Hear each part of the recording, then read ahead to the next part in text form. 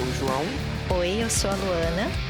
E estas são 5 personalidades armênias. Diferente. Depois a gente comenta. Maravilhoso! Eu acho que eu conheço uma. É a primeira que a gente já vai citar aqui então, João. Quem que você conhece? Araci Balabalian. Os pais dela fugiram do genocídio armênio e foram para Mato Grosso do Sul, Campo Grande. Nossa eterna Cassandra. Nossa eterna Dona Armênia, inclusive, né? Você achou?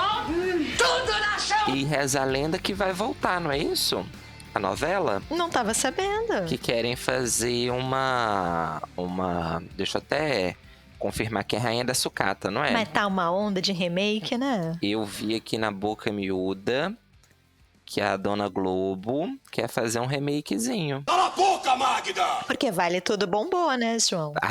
Mas depende do conceito de bomba, né, Luana? Só tem um conceito que interessa pra Globo, que é grana, deu muita grana. Eu não assisti nada. Tudo que eu soube foi contra a minha vontade, gente. Não te interessava quem matou? Não. Odete Roitman. Ninguém matou, gente, spoiler. Nossa. Mas é por isso que nós vamos pegar o Ibope para desestimular essa regravação e vamos jogar o Ibope na chão. Falar igual a Dona Armênia, na chão. Acho bom você parar. Além da Araci, tem mais gente aqui, ó, João. Eu trouxe o Andy Serkis.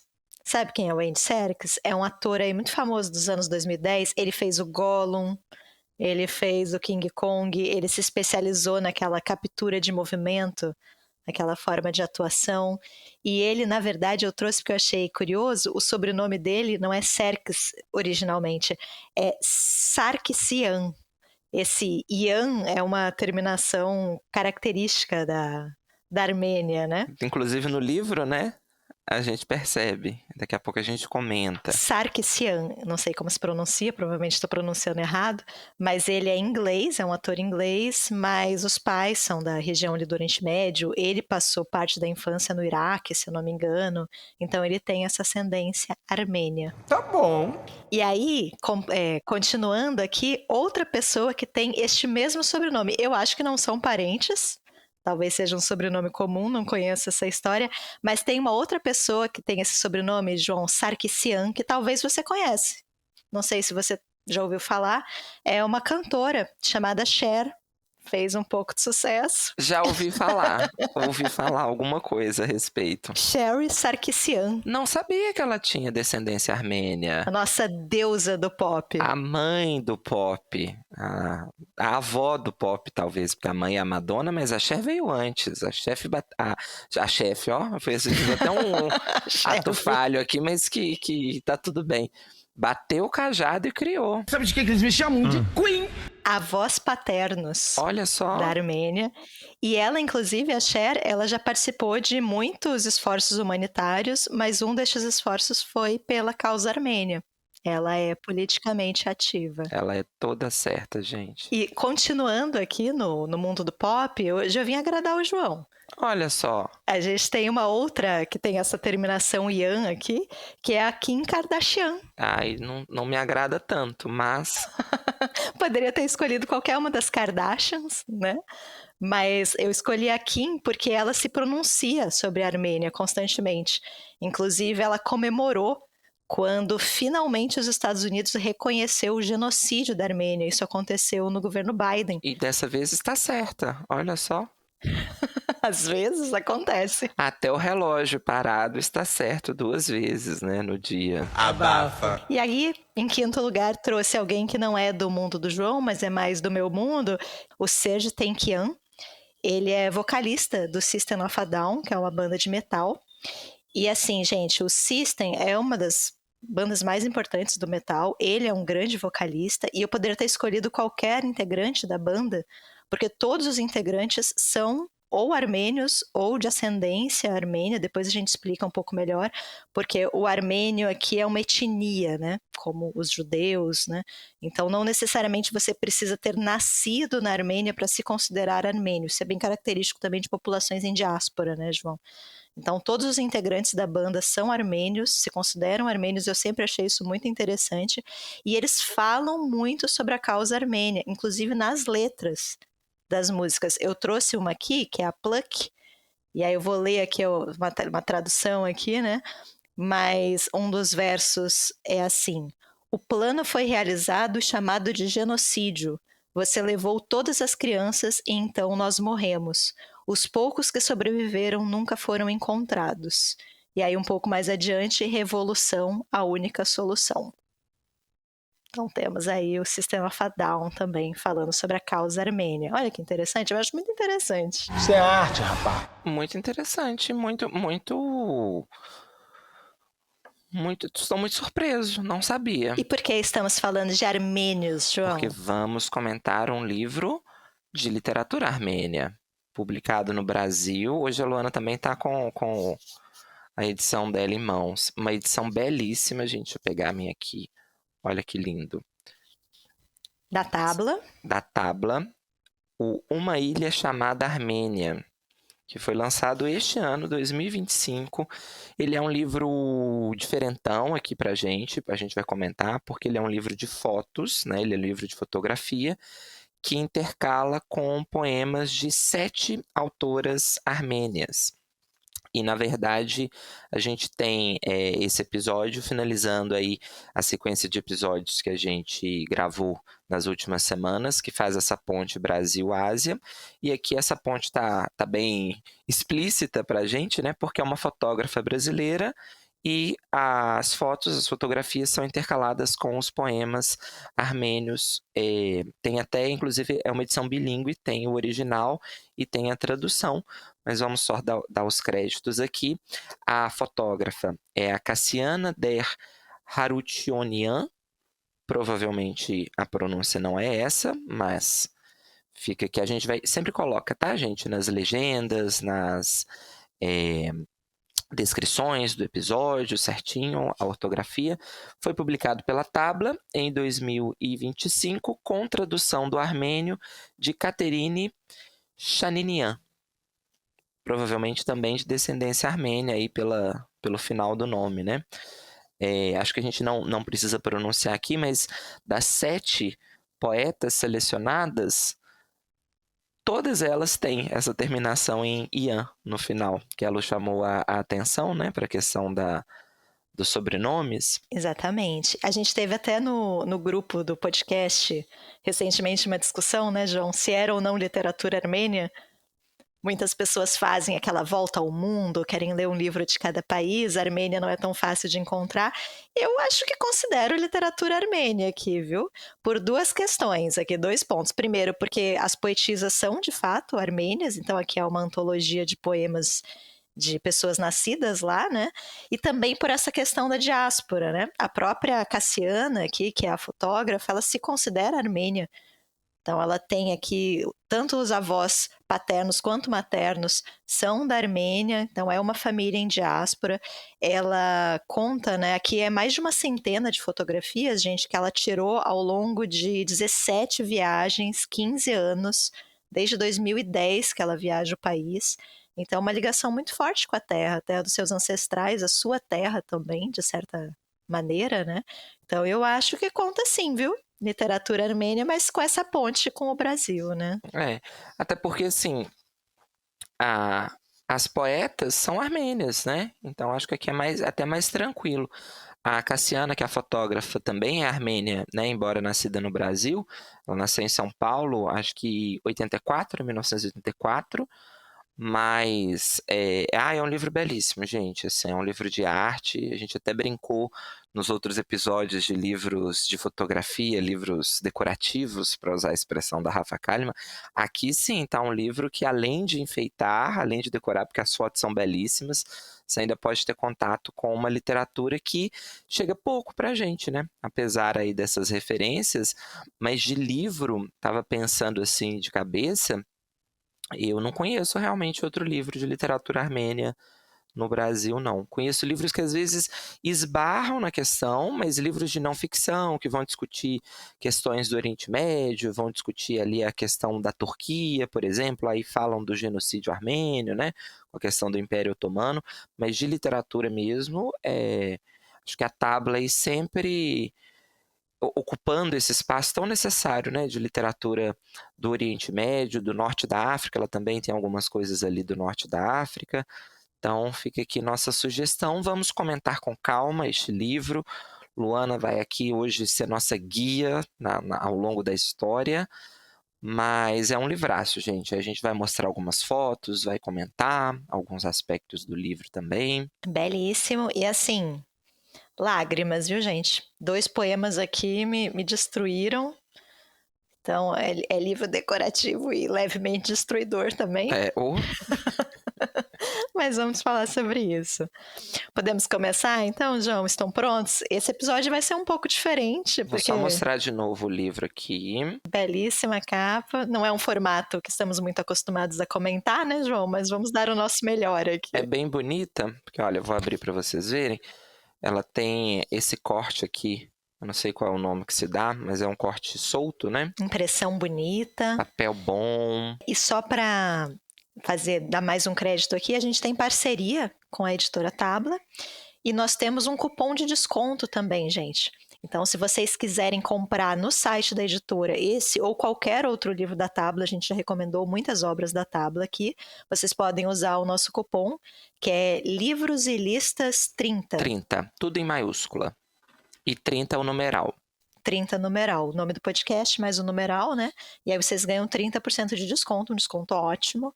Então fica aqui também a sugestão. E esse livro é um livro mais caro, porque é um livro de fotos, né? A gente sabe que livros com imagens, até pela questão da impressão, do papel, né? Do tipo de papel que tem que ser utilizado.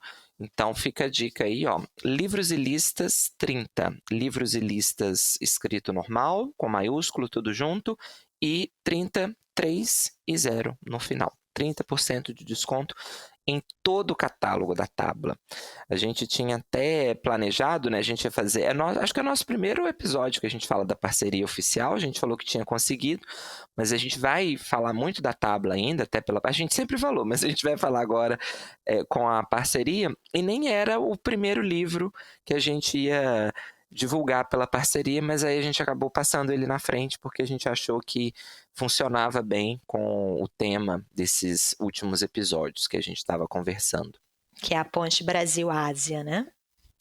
Mas já comentando sobre o livro, gente, como o João mencionou, é um livro de fotografias, né? Eu vou tentar mostrar aqui, sei que não é a melhor solução, mas só para ilustrar um pouco, as fotografias elas começam bem de paisagens, né? Então, quadros muito amplos aqui, mostrando as montanhas, a terra, né, muito árida aqui da Armênia. O Monte Ararat, né? Exatamente, muito emblemático. E que, eu ia falar uma construção, não é uma construção, né? Mas uma paisagem que é muito emblemática da Armênia, embora hoje, pela divisão territorial, ele esteja situado na Turquia, né? Mas essa imagem do vale com o monte ao fundo, ela é bastante marcante na paisagem armênia. E tem até uma curiosidade, Luana, que, segundo a tradição, mas no Monte Ararat, nas montanhas ali próximas a ele, que teria desembarcado a Arca de Noé. Sabia disso? Sabia disso. Muita gente procura até hoje, inclusive. Uma dos epítetos da Armênia é a terra de Noé, né? A terra da Arca, porque teria sido nessa região que a Arca, depois do dilúvio, ela ancora, né? Para os animais descerem. Ela encalha. E a gente tem aqui, né? Toda essa construção, até as montanhas ficam pequenas nesse quadro, né? A gente tem esse céu muito amplo, poucas sugestões de presença humana. Se a gente olhar com muita atenção, a gente consegue ver muito ao longe uma pequena construção, um pedaço ali de estrada, mas tudo remetendo muito a uma ideia de solidão, né? É uma amplitude aqui, são quadros muito amplos. E também me chama a atenção que a gente não tem nuvens nesses primeiros quadros. Então também dá uma ideia de mobilidade. Essa paisagem, ela tá parada no tempo, dá uma ideia de resistência também, que é bonito, né? As cores muito bonitas, né? E você tem, para quebrar essa ideia de mobilidade aqui, pelo menos nas primeiras fotos, pequenos pássaros. Nem vai dar para ver aqui na tela, mas você tem um risco aqui de um pássaro Então, numa escala muito pequena, que eu acho interessante também nessa construção, né? Do amplo, do solitário, da imobilidade Já também. funciona também aqui, né, para o paralelo. E também uma ideia aqui que as montanhas, elas cercam e isolam o país. E aí a gente tem remete ao título, né? Uma ilha chamada Armênia. A Armênia não é uma ilha, na verdade a Armênia não tem nem saída para o mar, mas ela é isolada, né? Ela é separada ali por conta desse terreno, por conta desses acidentes ali geográficos. Ela é um país que fica no norte ali do Oriente Médio, não sei se a gente pode chamar exatamente assim, né? Mas faz fronteira ao norte com a Geórgia. De um lado temos a Turquia, do outro o Azerbaijão e ao sul o Irã. Vamos falar depois dessa formação aí, desse território. Mas a lógica do livro é essa, né? Pelo menos das fotografias, a construção aqui da linha narrativa das imagens. As montanhas muito distantes, e aí à medida que o livro avança, essas montanhas vão ficando cada vez mais próximas. Então, de repente, a montanha ela já ocupa todo o quadro, ou já está tão próxima que a gente nem consegue ver o cume, e aí a gente já consegue ver melhor as cores, as texturas, começam a surgir sombras, de repente a gente tem mais construções, e aí a gente vai vendo esses espaços abandonados, em ruínas, essas sugestões da presença humana, até a gente chegar na primeira figura humana do livro, mas aí depois a gente continua, acho que a gente pode parar por aqui. E a vegetação vai aparecendo também, né? Conforme a montanha vai se aproximando, a gente tem mais acesso a neve. Exatamente, aos elementos da natureza propriamente dita, para além da montanha e do céu, né? E aí eu só queria chamar a atenção, a gente não vai falar do primeiro poema, mas o primeiro poema tem um verso que eu acho curioso, que ele fala mais ou menos que entre as montanhas existe um lago lamacento e ali existem 3 milhões de peixes. E esses 3 milhões de peixes é justamente uma referência à população da Armênia, que é de 3 milhões de pessoas. E aí a poesia ainda cita, né, que todas as pessoas que conheceram ali a grandiosidade do mar já faleceram. Nos lembrando que, na verdade, a Armênia ela é muito mais antiga do que essa formação moderna deste território, né? A gente está falando ali de populações, de uma cultura de 5, 6 mil anos. Então, depois a gente vai falar um pouco mais sobre a história da Armênia também. E não deixa também de ser uma referência ao lago, né? Porque a Armênia tem um lago muito importante, que é o Lago Sevan, que é um dos maiores lagos do Cáucaso, né? Então, é um país muito marcado por esses elementos naturais, né? Uma montanha, um lago também muito grandioso. E aí, claro que ao longo dos poemas eles vão sendo referenciados, mas ganhando também sentidos metafóricos, alegóricos, né?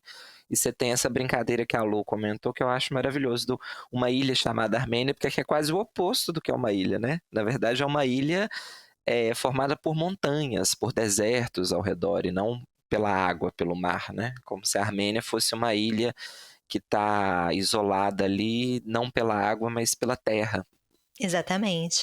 E aí, nesse primeiro momento do livro, tem uma poesia que chamou a nossa atenção, tanto do João quanto minha. A gente até conversou aqui antes do episódio, né, para ver quais poesias a gente iria comentar, e essa era incomum. Então, acho que vale a pena a gente já mencioná-la, né, João? É o meu poema favorito do livro, gente. A gente não vai ler muitos poemas, até porque são poucos, né? Senão a gente vai ler o livro todo aqui. Acho que são 12 ou 13 poemas. A gente fez uma contagem aqui rápida. São 7 poetas, tem mais de um poema em alguns casos, mas é o segundo poema do livro e é o meu favorito. Ele eu acho que compensava ler ele todo ou não, Lu? O que você acha? Vai, João, eu confio em você. Você vai fazer uma boa leitura. Ele é de uma poetisa chamada Silva Kaputikian. Ele se chama Mandamento para o Meu Filho. Com essa primavera, esse florescer, os pássaros e os riachos, os cantos e o despertar, os lábios do meu filho se abriram.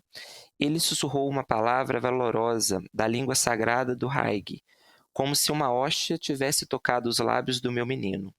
Ouça, meu filho, como um mandamento, as palavras do coração da sua mãe que lhe ama. A partir de hoje, confio a você a língua armênia de 1000 tesouros. Como a luz das estrelas, ela atravessou os céus dos tempos e gemeu com fúria na flecha do arco de Haig. Foi com ela que o gênio sagrado de Mesog se tornou escrita e pergaminho, esperança e estandarte, e manteve a nossa jornada nobre. Foi com ela que o viajante desterrado cantou a dor do seu coração, e com ela soou o canto de guerra do meu povo. Foi com ela que a minha jovem mãe me pôs no berço um dia, e agora ela chegou e nos alcançou seu murmúrio secular.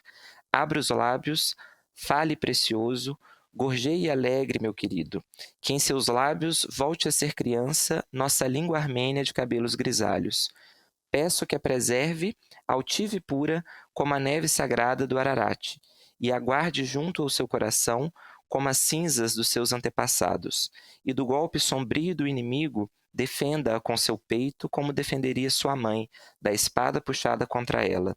E escute, meu filho, onde quer que você esteja, aonde quer que você vá, debaixo desta lua, ainda que se esqueça da sua mãe, jamais se esqueça da língua materna. Eu acho ele lindo, lindo, lindo, lindo. E aí tem as referências, né? Tem o Monte Ararat aqui sendo mencionado, mas acho que a Lu vai comentar isso mais para frente. A Armênia tem uma relação com a língua muito forte, né? Eles têm o alfabeto armênio, que é muito tradicional, muito específico, né? E um poema belíssimo da ideia de preservação, né? Da identidade, de defenda essa língua como você defenderia sua mãe.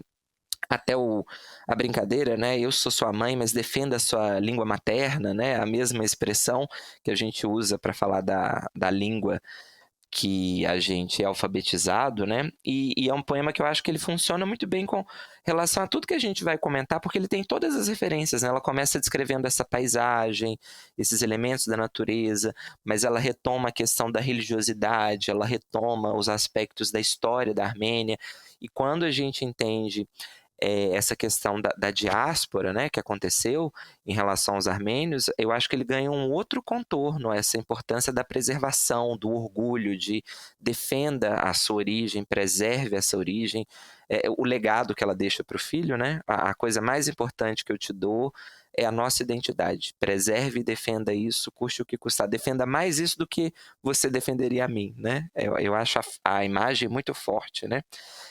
Tem aqui referências a aspectos religiosos que eu provavelmente pronunciei errado, peço desculpa, tem 2 nomes próprios aqui, né? Mas acho que assim, é um poema belíssimo, gente, muito, muito forte. E até no título, né, mandamento para o meu filho, retomando essa ideia dos mandamentos, né, da questão religiosa, católica, né? Os armênios que são cristãos, né? Então a gente tem aqui a menção à hóstia também, mandamento, e esse último verso é realmente muito bonito, os últimos 2 versos, né? Ainda que se esqueça da sua mãe, jamais se esqueça da língua materna. Como é importante também para um povo em diáspora, né, João? O que une esses armênios ao redor do mundo? Um dos elementos, sem dúvida, é a língua, né? Eu gosto também dos versos em cima que ela faz justamente a relação com a terra, né? Porque identidade de um povo é isso, né, gente? Quando você pensa em identidade, é a questão da cultura, é a questão da religião, é a questão do idioma, mas são os elementos que a gente reconhece como constitutivos da nossa terra, da nossa pátria, né? E ela faz essa ponte. Peço que a preserve altiva e pura como a neve sagrada do Ararat. Quer dizer, o físico ali, a geografia, te remeta sempre ao aspecto cultural e identitário, né? Que você preserve ela como você preservaria um monte. Eu acho belíssimo esse poema, gente. Já vale o livro, assim. Belíssimo mesmo. E aí, no sentido das fotografias, né? Então a gente tem essa câmera distante que vai se aproximando cada vez mais, e aí vai chegando no momento, deixa eu pegar uma fotografia mais ou menos desse momento deste poema. A gente já está bem próximo das montanhas, né? Elas já ocupam o quadro inteiro, né? Até que a gente comece a ver os elementos humanos e a primeira figura humana aqui do livro, que a gente sabe depois pelo pós-fácil que são os avós da Cassiana, que visitaram a Armênia em algum momento, né? Deixa eu achar essa foto aqui. Deixa eu ver. Essa aqui, não. Essa mesmo. Ó, os avós dela. Uma mulher muito elegante, com seu blazer, seu sapato, sua bolsa. E aí, gente, nesse momento, as fotos, elas começam a elas começam a se ater a detalhes, né? Então a gente já vai ter interiores e a gente vai ter paredes, papéis de parede descascados, o teto mofado, o chão quebrado, e a gente tem uma ideia aí que é muito bonita, existem elementos aqui da paisagem que têm rachaduras como se fossem cicatrizes. Até que a gente vai ter um corpo humano, de fato, com cicatrizes, um corpo já na sua velhice, então a pele, as rugas, e esse corpo é da avó da Cassiana. Eu acho muito bonito, porque é um livro de fotos da Armênia em que ela coloca elementos, imagens da própria avó, porque a avó também é armênia. A questão da cicatriz que a Lu comentou. E é como se a gente entrasse na casa, né? Esse movimento que a câmera faz, assim, fotografa os avós na porta, aí a gente tem acesso às paredes, aos móveis, ao interior, né? Tem as cicatrizes aqui da avó, não só as cicatrizes, mas as rugas, né? A passagem do tempo, não só na casa, mas no corpo da avó também, né? Como que é esse corpo marcado pela história, né? Porque você não entende exatamente qual a parte do corpo da avó que está sendo. Aqui parece uma barriga, por exemplo. Mas Parece uma cicatriz de uma cesárea, talvez ali embaixo, parece né? um umbigo. Mas tem outras cicatrizes aqui. Mas ela não diferencia, né? O que é paisagem e o que é corpo. É tudo armênio. Acho muito bonito isso. E aí, seguindo aqui a lógica do livro, a gente começa a perceber paredes crivadas de balas também. A gente tem essas marcas, como se o próprio solo ou as construções também tivessem as suas cicatrizes, né? De uma guerra, de um conflito que ainda está acontecendo. E aí eu acho que vale, né, João, talvez a gente contar um pouquinho do contexto da Armênia. Por que a gente está falando tanto de um povo em diáspora, a própria Cassiana aqui no Brasil, né? É muito triste que numa terra com uma cultura tão rica e tão antiga, a gente acabe falando de um massacre, mas é um fato histórico muito importante aqui da Idade Moderna, né? Um dos mais importantes aí dos últimos séculos, talvez. Até como forma da gente não esquecer algo muito grave que se passou e que não é tão lembrado assim. A gente vai falar sobre esse ponto também depois, né? Mas a gente está falando do genocídio da Armênia, que foi esse extermínio sistemático pelo governo otomano dos súditos armênios, ali no território que atualmente constitui a Turquia. E eu queria até chamar a atenção para isso, gente, porque o primeiro poema, na verdade, do livro não é nem das poetas armênias, né? É da própria Cassiana. E aí ela fala algo aqui que eu achei interessante, que é: terra ancestral, terra em carne viva, memória inventada. Muito bonito esse conceito da memória inventada, né? Como pode ser memória e ao mesmo tempo ser imaginação, mas uma das leituras que eu faço sobre isso é que muito provavelmente a maioria das pessoas que fugiram do genocídio da Armênia, né, e que geraram ali os seus descendentes, se esses descendentes visitarem a terra dos seus ancestrais, não vai ser a Armênia, não vai ser o país que atualmente corresponde à Armênia. Talvez, muito provavelmente, seja o território que hoje é Turquia, né, e que na época era Império Turco-Otomano. Aqui é muito complexo da gente entender a evolução desse espaço físico, né, João? Mas basicamente a Armênia, ela sempre teve ali sob a influência de grandes impérios, pelo menos 3 impérios aqui em idade mais recente, que é o persa, o russo e o Império Turco-Otomano. O povo armênio tinha populações ali, territórios em todos esses impérios, né? Não era um território só. E eles estiveram especificamente sob o jugo do Império Turco-Otomano desde o século XV. Então essa dominação era bastante antiga e sempre existiram movimentos de independência, movimentos de luta, e esses movimentos eles estavam muito acirrados no início do século XX. Então era muito importante, numa logística torpe aqui dos impérios, dos nacionalismos exacerbados do início do século XX, que os turco-otomanos eliminassem, eles eram a maior minoria do Império Turco-Otomano, eles destoavam ali da maioria que se queria impor naquele território. E aí eles aproveitam os acontecimentos da Primeira Guerra Mundial.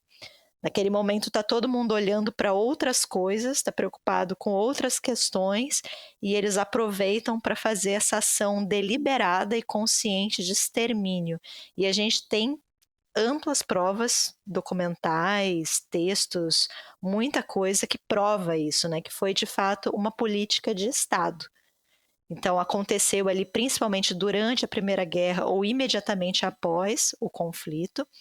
Não se sabe quantas pessoas morreram, porque esses números são muito difíceis, né? Principalmente quando é uma história negada, a gente vai falar disso mais para frente, mas as estimativas atuais estão entre 1 milhão e 2 milhões de indivíduos dessa população armênia, gente. E aí esse extermínio ele aconteceu de diversas formas. No caso dos homens, eles eram enviados para a frente de batalha, na maioria das vezes, ou para campos de trabalho forçados em esforços de guerra, ou para campo de batalha, mas em atividades muito perigosas, cavar trincheira, participar do fronte ali de batalha. Então, assim, atividades que eles não voltariam vivos. Eles eram recrutados contra a sua vontade para lutar pelos turco-otomanos, pelo Império, né? E acabavam morrendo ali no meio dos conflitos, ali no meio do esforço de guerra. Isso os homens. Quem não era homem, né? Então as mulheres, as crianças, ou os homens mais idosos, ou que tivesse alguma limitação física, uma fragilidade de saúde, alguma coisa assim, eles foram mortos de diversas maneiras também. A gente tem documentação de várias formas. Tem situações terríveis de, por exemplo, incêndios, pessoas que eram aprisionadas em espaços e depois eram queimadas ali, afogamentos, pessoas que eram transportadas em navios, depois atiradas ao mar com as mãos amarradas, enfim, barbárie, gente. Genocídio da Armênia, assim, são histórias tristíssimas, muitas delas inclusive com fotos. A gente tem inclusive fotografias de algumas dessas situações.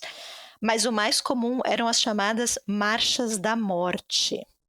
Então, eles capturavam essas populações da sua terra e mandavam para o deserto da Síria, sem comida, sem água, sem qualquer forma de se manter vivo.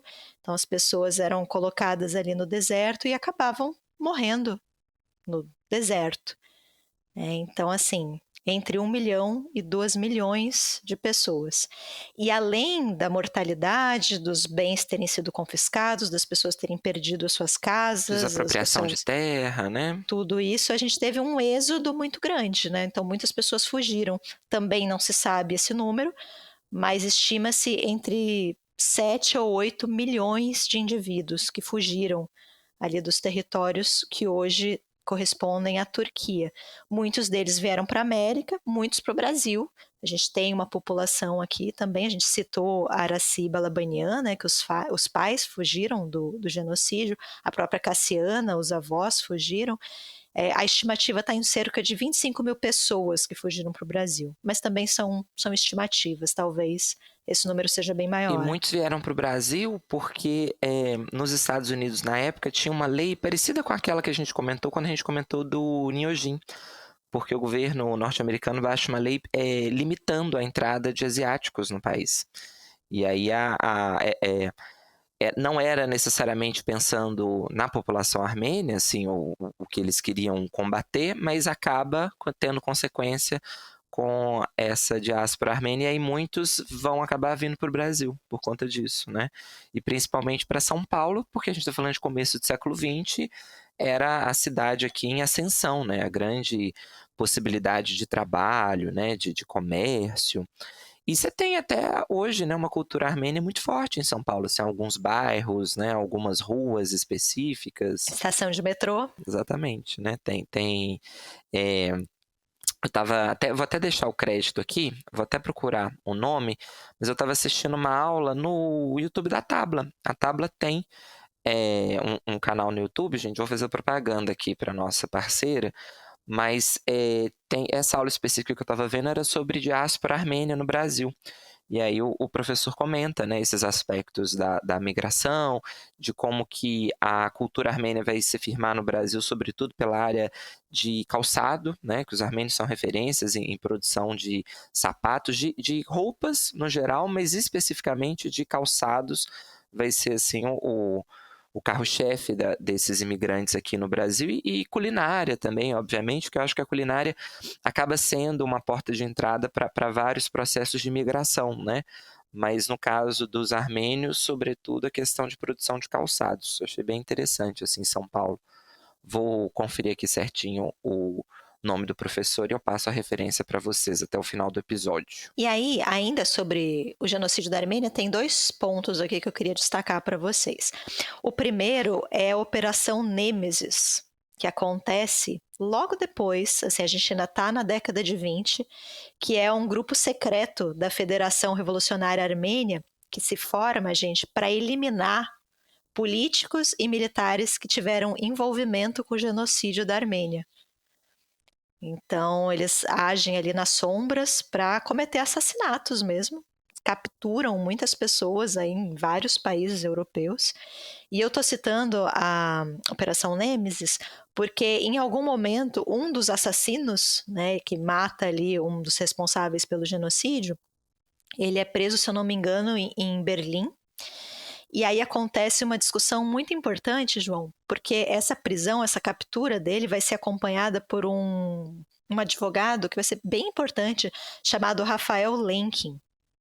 O Rafael, ele é polonês, ele é judeu, depois inclusive ele vai fugir ali da Europa, vai para os Estados Unidos, se eu não me engano, e ele vai ficar muito, muito impressionado com essa história, porque esse homem que matou um dos responsáveis, um político ali responsável, ele obviamente vai ser julgado, mas as pessoas que o grupo perseguia, as pessoas que o grupo Nêmesis perseguiam, não vão ser julgadas, né? Então ele fica um pouco pensativo em relação a isso. Por que a gente condena um homem que comete um assassinato, mas a gente não condena alguém que foi responsável pelo assassinato de milhões de indivíduos? E ele começa a trabalhar muito sobre isso, e é ele, gente, que vai criar o termo genocídio. Ele vai criar esse termo não só baseado no genocídio da Armênia, existem outros casos que ele também vai estudar, mas principalmente por conta do genocídio da Armênia. Ele vai tipificar esse crime, né, que é esse crime que visa ali exterminar um grupo étnico dentro de um próprio território, né, depois a gente pode até falar mais sobre isso, mas ele vai não só criar o conceito, mas brigar bastante na Liga das Nações, né, nos mecanismos internacionais para que isso tenha algum tipo de julgamento que possa atingir essas pessoas, né? Mesmo que o crime tenha sido cometido na Armênia ou na Turquia, no território que atualmente pertence à Turquia, né? Que isso seja julgado por instituições internacionais. Então, isso é bastante interessante, né? E como é importante a gente nomear as coisas. Né? A gente até comentou no episódio da semana passada, né, de um livro de poesia que eu li que falava muito sobre isso, ao mesmo tempo a limitação da linguagem, mas o respeito que a gente tem que ter por ela ao mesmo tempo, né? Eu fiz um paralelo. A gente está acompanhando nas últimas semanas o que está acontecendo em relação à operação policial que aconteceu no Rio de Janeiro. Né, a operação mais letal aí da história que aconteceu dos complexos da Penha e do Alemão, agora no final de outubro, mais de 120 mortos. E assim, gente, contra o Comando Vermelho, né? A ideia eram 100 mandatos de prisão ali, mas no fim só 1/5 desses mandatos chegou, né, aos seus destinatários. Todas as pessoas que morreram não tinham nada a ver com isso. Nenhuma das pessoas assassinadas era alvo ali da operação. E como, ao mesmo tempo que foi um massacre, a gente não está chamando pelo termo correto, né? A gente chama de operação. Foi uma operação policial, na verdade foi um sucesso. Né, o governo do Rio de Janeiro, inclusive, já está aí planejando outras 10 operações semelhantes, da popularidade ali do governo crescendo. Então, como é importante a gente nomear as coisas da forma correta, né? Massacre, chacina, é isso que aconteceu. E a gente vê isso, inclusive, em relação à mídia, né? Os jornais, como que essas notícias estão sendo vinculadas. E se matar resolvesse, né, gente? A gente já tinha resolvido o problema do Brasil há muito tempo, assim. Parece que a gente não aprende com a história, né? Prova disso é que vira tudo um jogo de narrativa e já tem pesquisa falando que a popularidade do governador aumentou, né, assim. Mas até isso eu me questiono, sabe, qual a necessidade de fazer essa pesquisa agora, assim, tem todo um preparo até para estimular, para incentivar essa guerra, né, de você a favor ou contra que se matem bandidos, eles colocam a coisa de uma forma muito reducionista, assim, como se fossem todas as vítimas bandidos, né? E se você tiver ali de fato alguém envolvido com crime, como se matar essa pessoa fosse resolver todo o Comando Vermelho, como se fosse essa pessoa, uma cabeça ali, algum tipo de decisão passasse por ela, né? Dentro da estrutura do Comando Vermelho, sendo que assim, né, gente? Se você vive no Brasil, você sabe que os grandes criminosos já não estão na favela há muito, muito tempo, né? Assim, na Faria Lima ninguém entra fuzilando, né, Luana, quando tem desmonte. Então, assim, muitas questões, né? Mas acho importante essa ideia de você dar o nome que as coisas têm, né? De você deixar isso claro, porque até a construção de uma outra visão histórica passa justamente por não dar margem para essas dúvidas. Então, quando você dá o nome que a coisa tem, você anula, não é operação, é chacina, né? Não foram pessoas que foram vítimas, foram assassinadas. O nome é esse, né? Assim, houve um projeto ali de violência mesmo, de extermínio dessas pessoas, né? De fazer números, né? Queriam matar muita gente para ter um slogan, para ter alguma coisa, ter um número para ser mostrado, né? Então acho isso importante, assim, de ser colocado. E aqui eu sei que o paralelo tem as suas especificidades, né, João? Mas é no sentido de você dar nome para as coisas e de você pensar também nessa questão da narrativa, o que você faz quando o próprio Estado é o assassino, né? Qual é a chance que os armênios têm, por exemplo, em relação ao governo turco-otomano? Né? E até hoje, gente, aí eu vou para o meu segundo ponto, essa é uma questão muito sensível na Turquia, porque veja, agora a gente já tem nome, certo? Foi um genocídio. Eles tentaram exterminar o grupo dos armênios, não só, claro que as vidas são o mais importante, aqui eu não estou minimizando isso, mas não só através de assassinatos, através de destruição física de monumentos, de igrejas, de espaços culturais, de arquivos, de documentos, tudo isso também é genocídio, né, gente? A Turquia até hoje não reconhece o genocídio. E a gente falou antes que a Kim Kardashian comemorou quando os Estados Unidos reconheceram o genocídio. Gente, o governo Biden que ele reconheceu, né? 100 anos atrás. Ontem, né?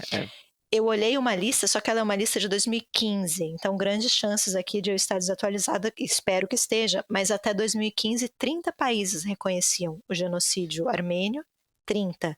O Brasil estava nessa lista, ainda bem, né?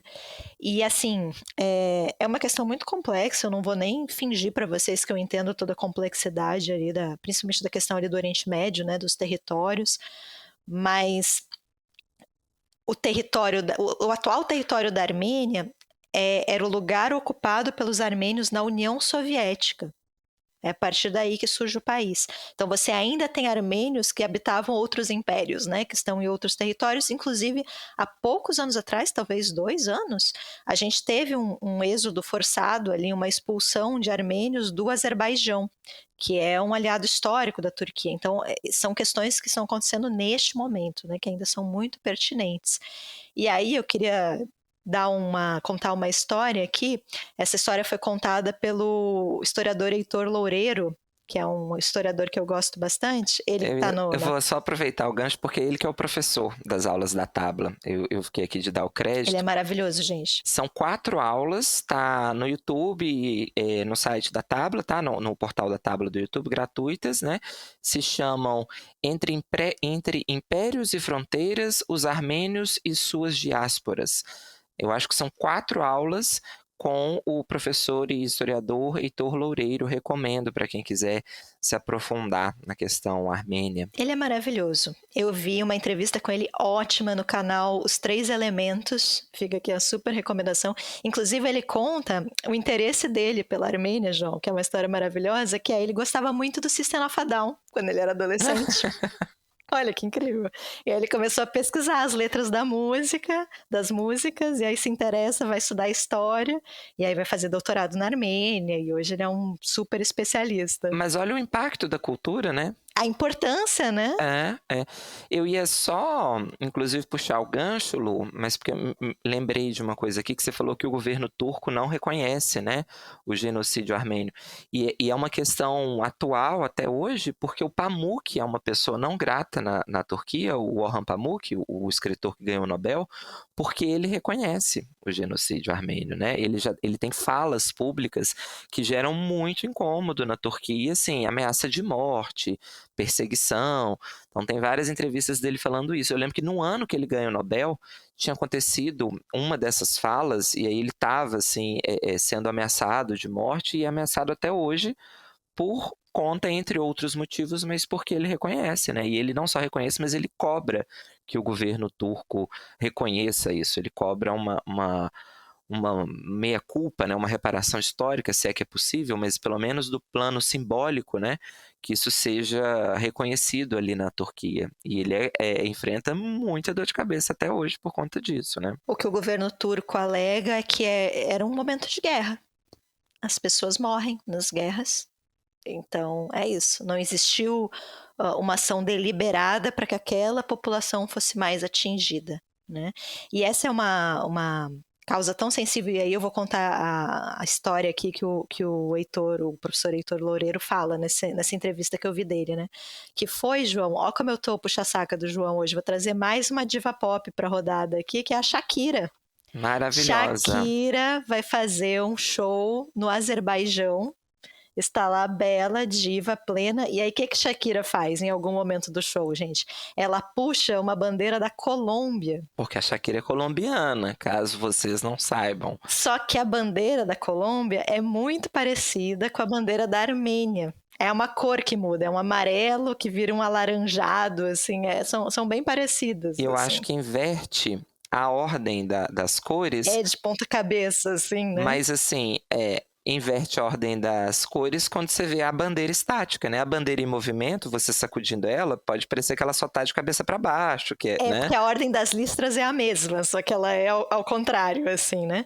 E aí, gente, na cabeça do público ali, das pessoas que estavam assistindo, ela estava tremulando uma bandeira da Armênia, em pleno Azerbaijão, que é esse aliado histórico da Turquia. Fazendo esse grande protesto. E aí todo mundo começou a vaiar, ela teve que sair do palco, coitada da Shakira, sem entender nada. É isso que eu falo, provavelmente sem entender. Nossa, que ódio a Colômbia, por que eles odeiam a Colômbia, né?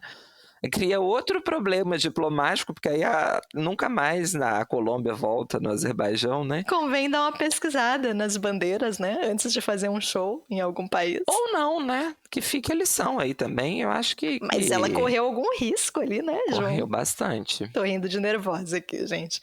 Mas só pra vocês perceberem como é uma causa sensível, assim. E atual, né? Nevrálgica e atual. Como que reverbera na atualidade, né? Então, assim, é uma discussão... Às vezes as discussões parecem muito perdidas no tempo. Não que 100 anos estejam tão distantes assim, né? 100 anos é ontem, gente. Há pouco tempo atrás tinham pessoas vivas que fugiram do genocídio, né? Mas é importante a gente pensar também como isso reverbera, né? E como é importante você, de novo, né, nomear as coisas.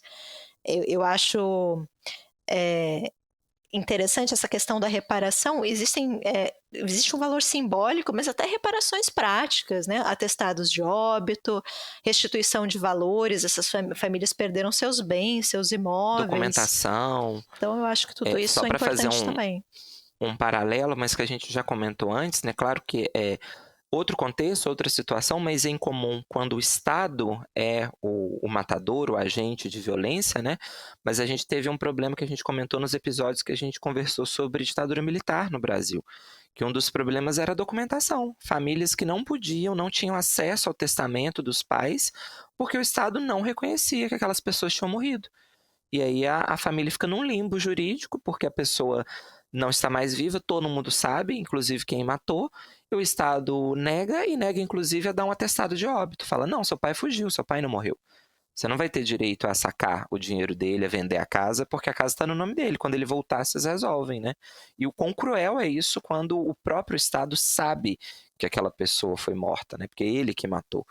Então, assim, questões de ordem prática que extrapolam até a nossa imaginação, assim, né? Eu lembrei por conta do Ainda Estou Aqui, nos episódios que a gente comentou, tem uma cena no filme assim, né? A dificuldade que a Eunice vai ter para ter acesso ao dinheiro que está no banco, né? O último ponto aqui é atenção para essa questão da identidade, né, João? Mesmo que a pessoa não tenha nascido na Armênia, a gente tentar respeitar essa identidade armênia, porque é isso, são pessoas que saíram obrigadas, elas não queriam sair, né? Elas, por uma questão de sobrevivência, precisaram ir embora, né? Abandonar, migrar, mas que ainda carregam algo dessa identidade, e é importante que elas carreguem isso, né? Eu acho que tem uma preciosidade aí que a gente precisa respeitar. E eu lembro muito da Lina Meruane, que é a autora chilena, que a gente já citou também, que ela se considera palestina, apesar de ter nascido no Chile, e ela fala que essas identidades elas não precisam ser excludentes, a gente não precisa trabalhar sempre com uma única identidade, nossa identidade pode ser fluida, né? A gente pode ser várias coisas, então ela pode ser chilena, pode ser latino-americana e ao mesmo tempo palestina. É importante, né, que a gente tenha mais palestinos com voz, que possam falar sobre o que está acontecendo na Palestina. Então acho que o mesmo vale aqui para a Armênia, né? Mesmo pessoas nascidas no Brasil, eu acho que tem que ter essa voz e esse alcance também. São armênios também, né? Excelente. E aí, voltando para o livro... Quer ler o poema? Quero, que aí eu queria, né, voltar aqui. Eu sou muito acusada de tergiversar demais, de sair dos livros. É verdade. Você é acusada disso, Luana? Eu não acredito. Eu sou, João, que é uma bobagem. Eu sou tão focada aqui. Mas... Eu acho que eu tenho menos foco do que você. Vou te defender, Luana. Obrigada, João. Não sei se é exatamente uma defesa, né? Mas eu acho que entre nós dois você é até mais focada do que eu. Não aceite essa crítica, Luana, quando vier. Questões históricas me interessam muito. Você tem essa verve historiadora, não tem? Eu sinto. Eu tenho. É uma das minhas chaves de leitura favoritas. Filhotinha da USP, né, Luana? Historiadora frustrada, né, João? Mas a USP tem essa pegada, não tem? No curso de letras. A USP, ela puxa muito pra história, né? A gente brinca, nossa, eu sou filho de outra família da UFMG aqui, mas que a USP puxa para esse lado de sociologia, de historiografia, né? E a gente puxa para o lado de estudos culturais. Você sabe que a minha primeira faculdade foi história, né? Não sabia. Eu fracassei muitas vezes na minha vida, gente. Se eu contar minha lista de fracassos aqui pra vocês, mas eu tentei, assim, 114 faculdades. Todas de humanas? Nem todas, eu sou formada em exatas. Mentira! Uai, com que eu trabalho, João? Mas eu não sabia que você tinha formação. Sou formada em análise e desenvolvimento de sistemas, trabalho com isso. Meu Deus! Mas sou formada também em letras. A gente não conhece ninguém, gente. Ninguém. O outro é sempre um mistério, realmente. Mas eu fiz história, só que eu saí no primeiro semestre. Eu abandonei o curso, mas foi minha primeira faculdade. Eu era muito jovem, João. Era uma criança ainda na faculdade na UFBA. Olha só. Na faculdade da Bahia, quando eu ainda morava lá. Mas, mudando o foco de mim... Tergiversamos, demos munição para os nossos detratores agora. Exatamente. Agora a gente vai ter que aceitar calado. A gente leu um dos primeiros poemas aqui do livro, que fala sobre a importância da língua materna, inclusive como um agente identificador, né, um constituinte aqui da identidade de um povo. Esse poema é tristíssimo, gente, ele é bem mais curto, mas eu queria ler para vocês agora um dos últimos poemas do livro. Né? Então a gente começou com essa imagem muito ampla, as montanhas, as paisagens, agora a gente está nas paredes crivadas de bala, nos detalhes, nas rachaduras, nas cicatrizes. Né? O poema se chama O Estranho de Fuzil na Mão, de uma autora chamada Marine Petrosian. E eu vou ler aqui para vocês. Quando eu chegar ao fim da rua, vou morrer. Perto do prédio branco está o estranho parado de fuzil na mão. Eu poderia mudar de rua, mas não há outra rua. Antes mentiam, dizendo que havia, mas agora todos sabem que não há. Essa é a única rua, e no fim da rua está o estranho parado de fuzil na mão. Apresso o passo e os prédios me olham surpresos. Dizem, para onde está indo, Marine? Vai morrer. As árvores puxam minha roupa, querem me abraçar. Dizem, vamos levá-la para outra rua, mas eu sei que não há outra rua. Antes mentiam dizendo que havia, mas agora todos sabem que não há. Essa é a única rua e no fim da rua está o estranho parado de fuzil na mão. É isso, gente. Esse poema é bonito demais.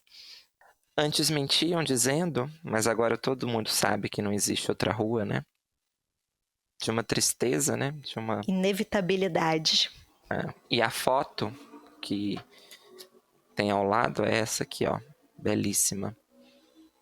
Se você... A gente tá mostrando as fotos, gente, porque a gente tem também...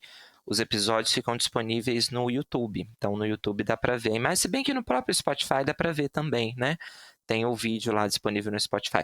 Mas a gente faz uma postagem, quando a gente for colocar o card do episódio, a gente fotografa algumas fotos para vocês, quem só nos escuta, ter também acesso. Aí a gente posta lá no Instagram. Pedimos desculpas, né? A gente sabe que é um podcast, mas a gente mostrou algumas imagens, mas a gente tentou descrever também. É uma campanha para forçá-los a irem lá no YouTube. A ver os nossos rostinhos. E a dar o like também no YouTube, tá? Porque a gente tá querendo monetizar no YouTube, Luana. E aí é importante, né? Esses apelos que a gente faz aqui para que as pessoas nos sigam, compartilhem, indiquem, curtam a gente em todas as redes sociais possíveis. Nos acompanhem no Instagram, no YouTube, no Spotify. É isso, gente. Sempre Livros e Listas pode. Vocês nos acham em todos os lugares. Porque você pode tudo. Pode há muito tempo que você não fazia essa piada. Né? Muito tempo. Eu tô me contendo ultimamente. É isso, Luana. Vamos para os recados finais? Livraço, de verdade, gente. Belíssimo, gente. Que livro bonito, fotografias belíssimas, as poesias lindas, de um país sobre o qual não sabemos muita coisa, temos pouco contato, apesar da imigração armênia para o Brasil ter sido grande, né? As próprias fotos construindo uma narrativa à parte, mas que também conversam bastante com os poemas, com os textos aqui escolhidos. Nossa estreia aqui de parceiros da Tabla, nosso primeiro vídeo como parceiros da Tabla 2025. Se você quiser comprar este ou outro livro, use o nosso cupom no site, vamos repetir, Livros e Listas 30, tudo com letra maiúscula, 3 e 0 no final, os dois algarismos ali. Para ganhar desconto. Tabla tem um catálogo incrível, gente. A gente já resenhou vários livros dela aqui antes da parceria. Agora a gente vai continuar resenhando, vai aparecer outros aí muito em breve.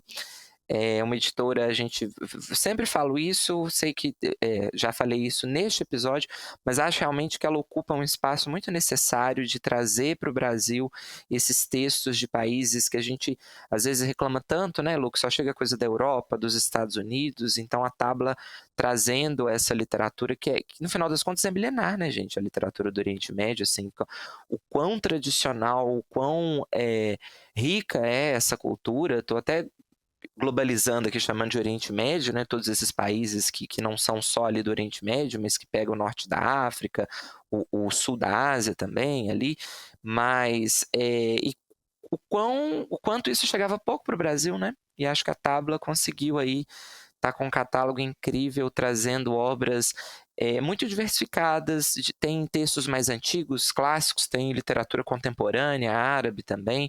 Então fica a sugestão para você ir lá no site também conhecer e usar o nosso cupom. E eu amo o fato dessa edição ser bilíngue. Eu falei um pouco disso quando a gente falou de um outro livro, que era o livro da população Cuicuro, né? Como era o nome, meu Deus? Me fugiu agora. O Dono das Palavras, lembrei. Que também era uma edição português Cuicuro. Do Yamaluí, né? Yamaluí, exato. Que é uma população indígena aqui do território brasileiro, né? Mas aqui também tem o alfabeto, né, armênio. O João falou dessa importância da língua. Obviamente eu não entendo o alfabeto, mas aí para mim se torna uma espécie de um objeto artístico, né? Porque é bonito. As letras, o texto, a linha, vira uma coisa meio artística, eu nem sei explicar, mas eu acho belíssimo de ficar contemplando. E fica até metalinguístico, né? Porque em poemas que falam tanto da preservação, da memória e da identidade, você manter o original ali, né? Mesmo que a gente saiba que armênio não é um idioma dominado por muitos brasileiros, mas essa questão da preservação, né, a oportunidade está aqui, né, não vai ser por falha nossa, por ausência que isso vai acontecer. Então, acho muito bonito essa preservação do idioma. O alfabeto armênio, que é um alfabeto muito específico, né, um dos mais antigos do mundo. Tem toda uma construção ali identitária a partir do alfabeto, que eu acho também muito interessante. Vou recomendar de novo a aula do professor Heitor, que ele comenta esse aspecto. É isso, gente. É isso? Desculpem o tema triste, Seguimos. mas seguimos. Tem temas que são importantes serem discutidos. Tem. E queria aqui, ó, agora ir para um outro rumo, que é dar as boas-vindas para a nossa nova apoiadora, Luana. Nós temos uma nova apoiadora no canal, que é a Simone Silva. Bem-vinda, Simone. Se você quiser fazer parte deste grupo, participar do nosso grupo de Telegram, onde a gente conversa sobre os episódios, sobre outros temas, sobre fofocas literárias, lançamentos de livro, ou se você também quiser, no último episódio a gente comentou o livro da Nélida Pion, que foi uma escolha de um dos apoiadores. Se você quiser também fazer indicações específicas para a gente, ler e resenhar, fica também a sugestão do nosso Apoia-se. E aí você olha direitinho no site, tem os planos ali, as recompensas específicas para cada faixa, né? Ia falar faixa etária, para cada faixa de contribuição. E no mais, sigam a gente, comentem, compartilhem, indiquem. Qual a palavra-chave, Luana? Agora vai ser difícil, né? Armênia. Armênia? Palavra forte, bonita. Armênia, que é um nome, né? Dona Armênia. Podia ser Dona Armênia, em homenagem aqui a Araci, que faleceu, né? Há pouco, né? Foi ano passado? Ou foi ano retrasado? Deixa eu conferir aqui. Fiquei tão triste quando ela faleceu. Eu adorava Araci, gente. No máximo 2 anos, eu acho, mas acho que menos. Eterna Cassandra, foi retrasado, 2023. Olha aí, ela parecia ser incrível, né? As entrevistas eram ótimas. Uma diva, eu achava ela uma diva, gente. Uma diva, assim, belíssima. E eu sei que Sai de Baixo é todo errado, mas assim, gente, moldou o meu humor. O meu assim. também. Duas referências que envelheceram muito mal, mas moldaram muito meu humor. Sai de Baixo e Os Normais. Ou seja, a culpa não é nossa, né, João? A moral no chão. No chão. Se realmente essa fofoca que eu ouvi aí nos meandros da internet for pra frente, quem será que vai ser a Dona Armênia no remake? Será que vamos ter um remake? Eu torço para que não. Eu acho que às vezes reprisar a novela é mais garantido do que estragar a novela. Mas E que inferno, né? Agora tudo é remake, pelo amor de Deus. acabaram os roteiristas neste país, gente? Os escritores? Que loucura isso! Mas os roteiristas têm que fazer os remakes da mesma forma, né? Pois é, mas para criar uma história própria, que olha que legal. Ah, e tem outra. Sabe o que a Globo está fazendo? E parece que está até mais avançado já. É porque tem 2 fantasmas agora, o do remake e o da continuação, né? E aí querem lançar Avenida Brasil 2, Luana. Ah, não, essa nem deu tempo ainda, gente, pelo amor de Deus. E, para o seu desespero, porque você falou, não, o Murilo Benício e a Adriana Esteves já estão garantidos no projeto, já concordaram. Nossa, vai ser uma continuação, então. Continuação, Avenida Brasil 2. Meu Deus. Boulevard Brasil agora. Vai ser Via Expressa Brasil. Meu Deus, eu não sabia disso, João. Como você sabe de tantas notícias, Eu vi João? também. Ai, chega, tudo que eu sei é contra a minha vontade, Luana. A internet me bombardeia cotidianamente com essas notícias de celebridades e companhia. Mas parece que esse projeto da continuação da Avenida Brasil está bem mais adiantado, que o da Rainha da Sucata ainda é uma lenda. Se alguém ventilou, jogou a ideia para vai que cola, sabe? Mas essa da Avenida Brasil parece que é assim, já tá aí. Mas a culpa é de vocês que assistiram Vale Tudo. E a culpa é do Senhor. Mas eu defendo o elenco, eu acho o elenco excepcional. Débora Bloch, ó, toda a minha admiração para Débora Uma Bloch. rainha. Gente, vou só contar esse caso, não tem absolutamente nada a ver, mas é porque eu lembrei. Certa feita, Luana, eu era jovem, adolescente, numa reuniãozinha informal entre amigos, eu tenho uma amiga maravilhosa, chama Letícia, um beijo, Letícia. A gente ficou levemente alto, sabe, assim, etilicamente alto, falando. Só um pouco. A gente começou a falar de artistas, mas olha que inofensivo, começamos a falar de artistas que a gente admirava. Isso era o quê? 2009, 2010, não sei, a gente era jovem, muito jovem. E aí Letícia pegou o celular e começou a mandar mensagens para esses atores. E era uma mensagem assim padronizada, muito bonita, falando. E uma das pessoas foi a Débora Bloch. Ela nunca nos respondeu, mas era algo tipo assim: boa noite, Débora. Somos grandes fãs do seu trabalho e das suas entrevistas. Olha que específico. Gostaríamos de convidá-la para tomar um café. A gente fez um recorte em artistas mineiros, sabe? Ou que estavam por aqui no período, porque aí tem mais chance de topar um café, né? Senão a pessoa fala, mas eu moro no E Rio. ninguém topou. Não responderam. Débora Bloch não respondeu. Eu não vou lembrar das outras pessoas, mas eu lembro que a Débora Bloch era uma das nossas grandes ídolas. Canceladíssima. Quem negaria um café com João? Ela não quis ser apoiadora do podcast, Luana. Ela não... Mas eu tenho certeza que ela não viu, porque se ela tivesse visto, ela teria aceitado. Nossa, é um absurdo, né? Por que ela não topou tomar café com um completo desconhecido? Porque ela não viu. Eu acho que é só por isso, a única explicação. Ficou ali, como ela não me segue de volta, né? Deve ter ficado ali no Instagram e ela não clicou, não viu a mensagem. Entendi. Não foi, né, pra caixa corrente ali, né? É verdade. Só pode ser. Posso tomar café? Então tá bom, depois dessa história de bebedeira, né? Não esqueçam da palavra-chave, Dona Armênia, então escrevam aqui nos comentários. Um beijo pra todo mundo, sobrevivam. Beijo. Até mais. Bebam com moderação.